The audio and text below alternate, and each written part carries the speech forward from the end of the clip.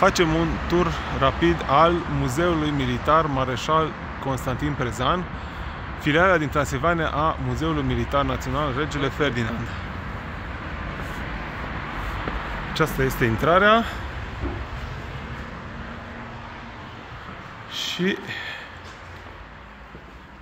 urmează prima cameră cu istorie antică și aici istorie medievală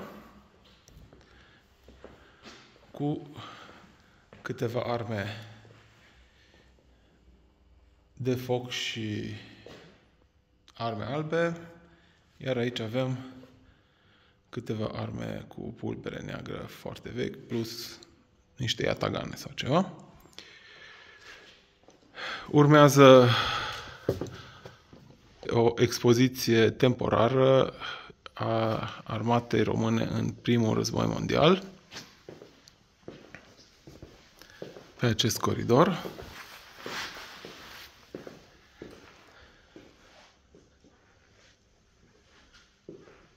Nu numai arme găsim aici, ci și alte obiecte militare folosite în război. Apoi, prima cameră pe dreapta este istorie modernă și contemporană cu războiul de independență, arme din ce în ce mai noi,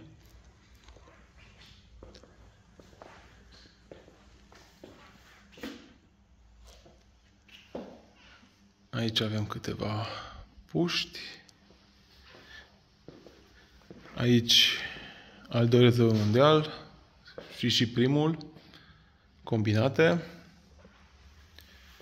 Aceea este o mitralieră ZB30 făcută la Cugir. Iarăși câteva arme și uniforme.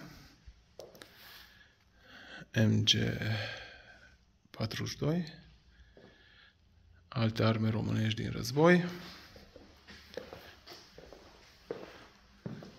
Și aici sunt arme mai moderne cu uniformele actuale.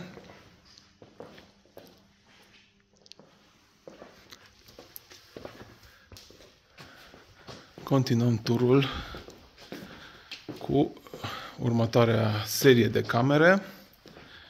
Aici sunt prezentate obiectele diviziei staționate la Cluj, divizia 4 Gemina.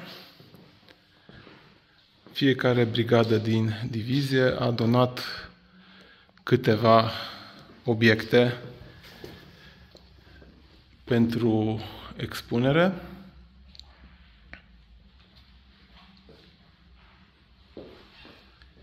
Sunt în cadrul diviziei mai multe brigăzi cu diferite arme. Aici iarăși o retrospectivă a misiunilor efectuate de diferitele unități ale diviziei. Aici camera cu steaguri, feletristică.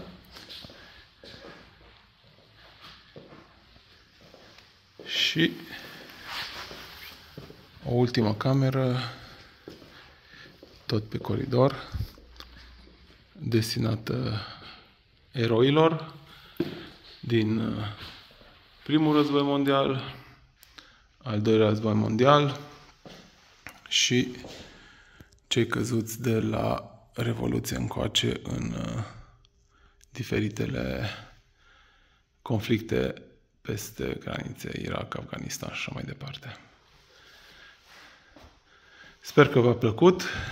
Vă îndemn să vizitați acest mic muzeu. Nu vă ia foarte mult timp. Dacă sunteți prin Cluj și aveți câteva zeci de minute, intrați aici și veți putea vedea câteva dintre armele importante ale istoriei armatei române. mai ales în această cameră. Foarte interesant pentru copii să vadă pe viu armele care altfel le văd doar pe YouTube. Numai bine!